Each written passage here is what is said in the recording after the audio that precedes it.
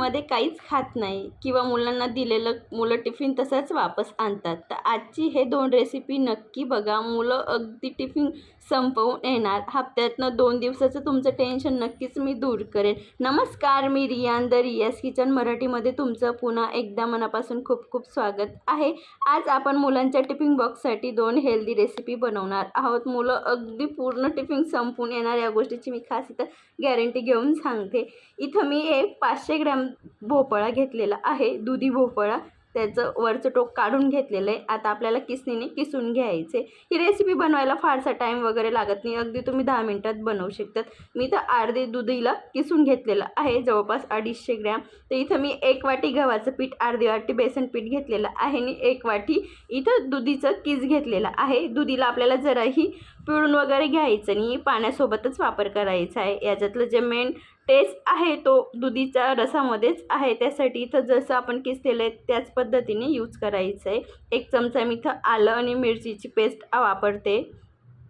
1 चमचा जिरा पावडर, 1 चमचा धना पावडर, अगदी अर्धा चमचा ओवा आणि 2 चमचा पांढरे तीळ, 1 चमचा लाल तिखट, पाव चमचा हळद आणि चवीनुसार नमक.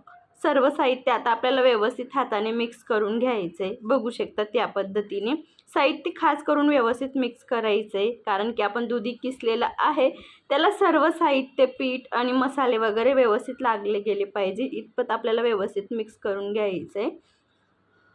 जर तुमचे मुलं तिखट नाही खात असेल तर तुम्ही लाल तिखट स्किप करून चिली फ्लेक्स देखील ॲड करू शकतात. मी इथं थोडं लसूण आणि हिरवी मिरचीची पेस्ट पण ॲड केलेली आहे. त्यासाठी इथे मी लाल तिखटचा कमी वापर करते. पण तुमचे मुलं जर तिखट खात नसेल तर तुम्ही स्किप केलं तरी चालेल. त्याच्या जागेवर थोडं चिली फ्लेक्सचा वापर करायचा आहे, अर्धा किंवा 1 चमचाचं. हे मी जे साहित्य दाखवलेलं आहे याच्यामध्ये 5 ते 6 थालीपीठ होतील.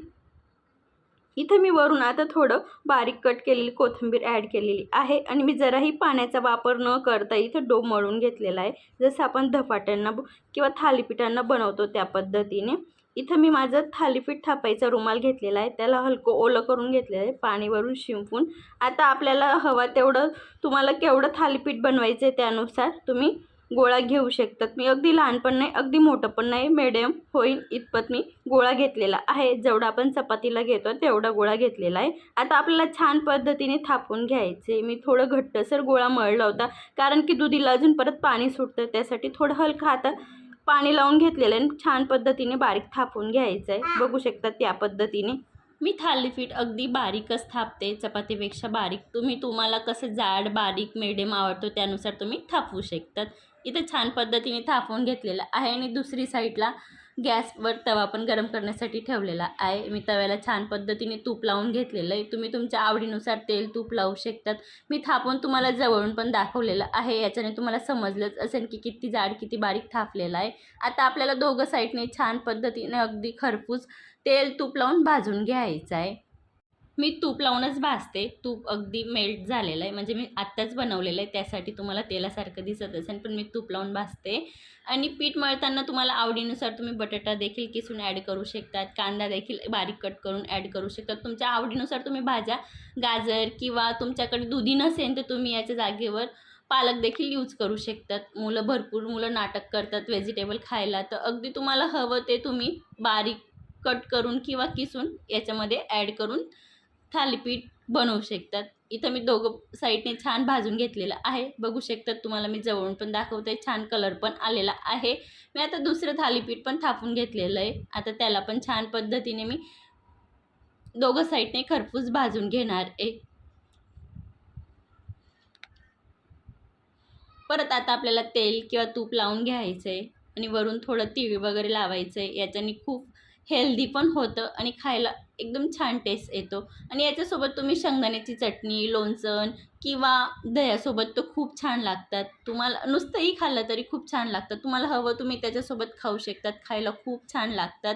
आता आपण दुसरी रेसिपीकडे वळूया. आणि मुलांना एक दिवशी तुम्ही बनवून देणार ना ही रेसिपी, तर आरामात मुलं पूर्ण टिफिन संपवून येणार या गोष्टीची खास मी तर गॅरंटी देऊन सांगते. बघा तुम्हाला एक मी तोडून पण दाखवते, त्याचं टेक्स्चर पण दाखवते जवळून किती बारीक झालेलं आहे. भरपूर लोकं लाटतात पण जाड असतात आणि थापताना पण थापतात पण ते पण जाड असतात. पण आपल्यावर डिपेंड आहे की किती बारीक थापायचं. जेवढं बारीक राहिलं थालीपीठ तेवढं खायला खूप छान लागतं. आता आपण दुसऱ्या रेसिपीकडे वळूया.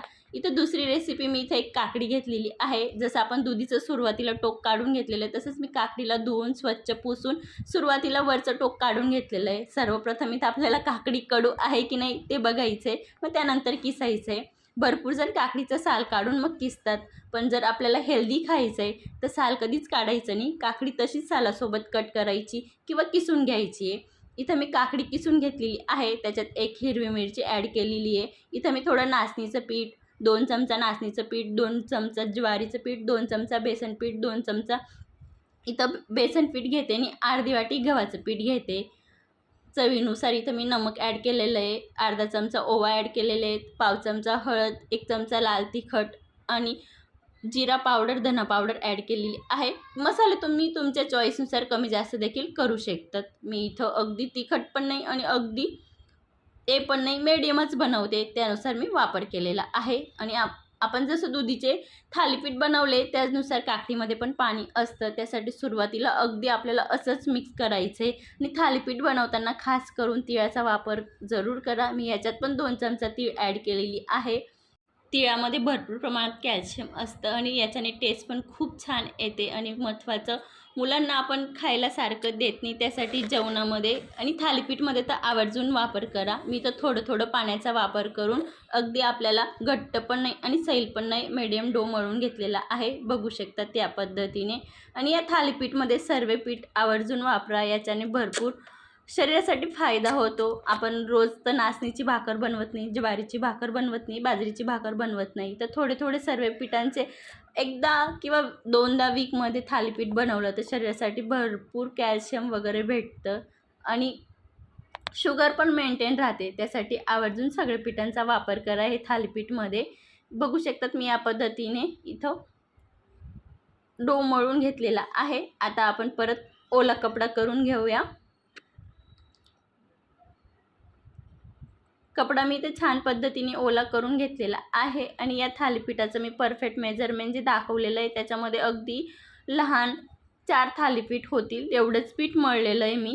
म्हणजे तुम्हाला साहित्याची गडबड व्हायला नको आहे, त्यासाठी इथं मी सांगते. मी मोठे मोठे बनवलेत म्हणून 3 होणार, जर तुम्ही लहान किंवा मीडियम बनवणार तर अगदी 4 होणार. इथं मी कपडा छान पद्धतीने ओला करून घेतलेला आहे. वरून थोडं पाणी शिंपून घ्यायचं आहे, म्हणजे जे थालीपीठ जे भागेवर आपण थापतो तो भाग थोडा जास्त ओला पाहिजे, जेणेकरून तव्यामध्ये थालीपीठ सोडताना इझी सुटतं, जराही कपड्याला चिपकत वगैरे नाही. तर आता आपल्याला अगदी बारीक थालीपीठ थापून घ्यायचं आहे. जसं आपण चपाती लाटतो त्यापेक्षा मी बारीक थापून घेणार आहे. तुम्ही तुमच्या चॉईसनुसार कमी जास्त जाड बारीक करू शकतात. छान पद्धतीने तर बारीक थापून घेतलेलं आहे. मी तुम्हाला जवळून पण दाखवते. आणि या थालीपीठवर मी वरून थोडी तीळ पण ॲड करणार आहे. बघू शकता जवळून मी दाखवते, किती छान कलर पण आलेला आहे. आणि याच्यामध्ये मी थोडे बारीक कट करून कांदे पण ॲड केलेले आहेत, तर ते थापताना जराही प्रॉब्लेम आला नाही. फक्त चॉपिंग करताना खास काळजी ठेवायची की बारीक करायची आहे. जर तुमच्याकडे काकडी नसेल तर तुम्ही त्याच्या जागेवर गाजर देखील घेऊ शकतात, त्याचे पण खूप छान थालीपीठ होतात. थालीपीठ भाजताना खास काळजी ठेवायची. आपण तव्याला तेल किंवा तूप लावतो तर गॅसची फ्लेम हाय ठेवली तर जास्त प्रमाणात धुवा निघतो आणि थालीपीठ वरून करपतं आणि आत तसं भाजलं जात नाही. त्यासाठी खास काळजी करून अगदी हाय टू मिडियम फ्लेमच्या मध्येच थालीपीठ भाजायचे. याच्याने खूप छान भाजले पण जातात आणि अगदी आतमध्ये आणि वरून सेमच भाजले जातात, जराही कच्चे वगैरे राहत नाही. आता मी दुसरं थालीपीठ पण इथं बनवून केलं आहे, त्याला पण तूप लावून छान आता दोघं साईडने भाजून घेणार आहे. आजचे 2 थालीपीठचे प्रकार कसे वाटले कमेंटमध्ये नक्की सांगा. आणि पुढची टिफिनसाठी रेसिपी काय बघायला आवडेल ते पण कमेंटमध्ये नक्की कळवा. आणि माझी तुम्हाला एक रिक्वेस्ट आहे की हे 2 रेसिपी नक्की बनवा. आजचा व्हिडिओ जराही आवडला असेल तर फ्रेंड सर्कल, फॅमिली सर्कलमध्ये शेअर करा. अशाच एक छानसा रेसिपीसोबत भेटूया. तोपर्यंत मस्त खा, स्वस्त राहा, सर्वात महत्त्वाचं आनंदी राहा. अशाच एक छानसा रेसिपीसोबत भेटूया. तोपर्यंत धन्यवाद.